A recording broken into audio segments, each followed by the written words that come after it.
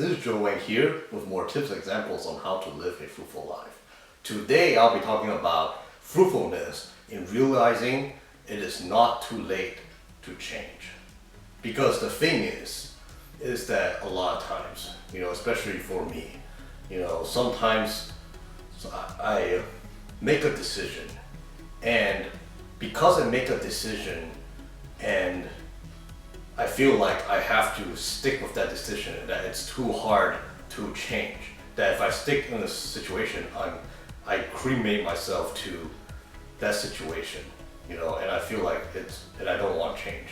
So today I'll be talking about a situation in which I regretted by not changing.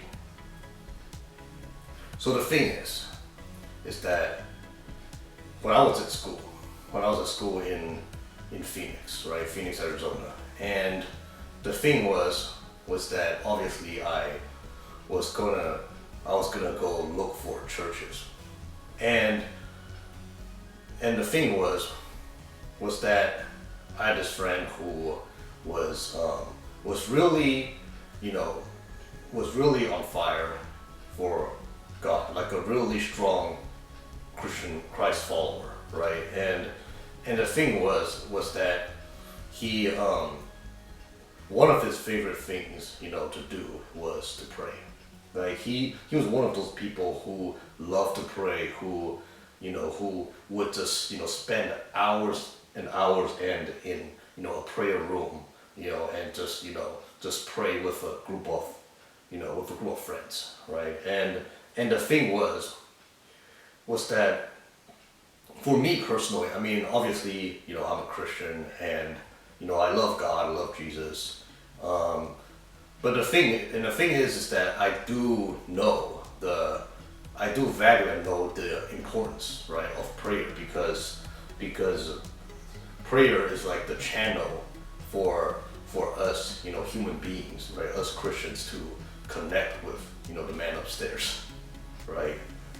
And the thing is that because of that, and the thing about me is that for me, prayer is not my thing. What I mean by not my thing is that, obviously I do pray every day, right? I definitely spend time, waiting upon the Lord every day, right? And I do prayers, right? But the thing is that it's not something that, it's not something that I would want to do, excessively, it's, I just do it because I love God and I want to connect with Him, every day. But it's not something that I would. It's not like like a hobby, it's and stuff.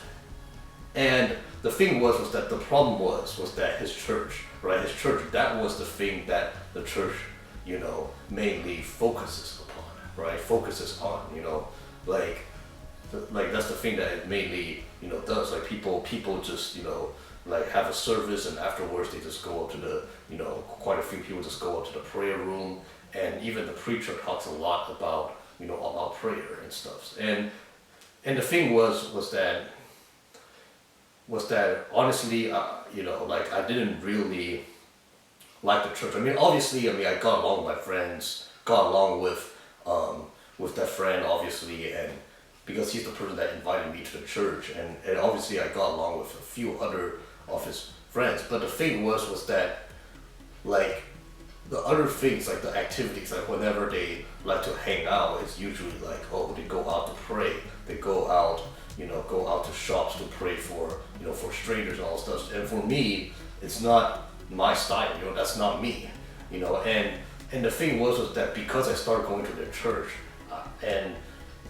and I thought that that's, that I thought that that's the only way to become a good Christian, is to radically pray, that it came to the point where, I wanted to move to a different church, but then I felt bound to my friend's church. I felt like I couldn't change, because if I changed, I would be, if I changed to a different church that focuses less on prayer, then I would be a lukewarm Christian. My faith would slowly die down. Like that was the thing that I was afraid of. and the thing was that so then that's the thing. You know, I ended up not looking at, you know, different churches. I mean, I do have friends at college who went to different churches, but I didn't bother really to go to the other ones because the thing was that I was so caught up in the belief that, you know, because a church, you know, doesn't focus completely on prayer, therefore it wouldn't help in my Christian walk, and it wouldn't be a good church. It would be inferior. That was what my logic was.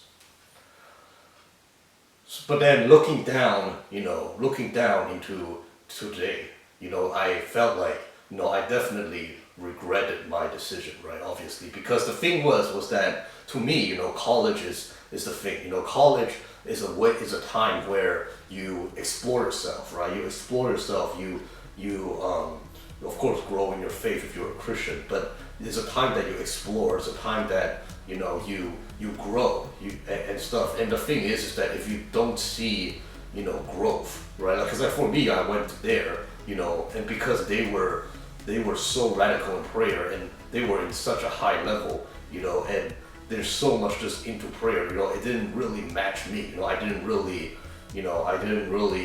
bond with them too much, you know, as far as to hang out. Like whenever I hang out, I usually would hang out with some of my other friends, you know, in college. So the thing is that from that I learned, you know, that, you know, I should have changed. You know, I should not have been afraid of changing. You know, changing to a different church does not mean that I dislike the people in the previous church. You know, it has nothing to do with that. You know, we're not a competition. You know, that's what I realized, you know, that I had to change the church because it fits my physical needs. It's physical and spirit, as well as spiritual needs, right? Mental needs, right? So the thing is that I realized that from now on, I realized that, you know what, it's never too late, you know, to change. You know, it really isn't, you know. It really isn't, you know, like you could be like, the thing is that there's no reason to fix your eyes on one thing. You know, there's no reason to be loyal to one thing. You know, especially when that thing does not fit your need, right? Like the thing is like, for example, right? If I was really into prayer, like my other friends, if that was my thing, if that was one of my favorite interests to do, if that's what I like to do, if I could spend, you know, hours and hours in the prayer room, and, you know, and on the streets and all that stuff, on the streets while praying for others, you know, if I find enjoyment and satisfaction every time I do it, you know, by all means, go for it. You know, go for it. You know, you stay that way, it's fine. You know, you don't change, it's fine, because you're happy with it. But the thing is that if you're like me, where you want to see something more than just that, you know, I just have to realize that, you know, it's never too late. You know, it's never too late to change. You know, as long as, you know, we're still living on this earth, you know, it's never too late to change. You know, and by changing, you know, a lot of times, you know, life will be so much more happier, prosperous, and fruitful that way. So yeah, this is all I have for today. If you want to know more tips and examples on how to live a fruitful life, please feel free to like and subscribe. Thanks for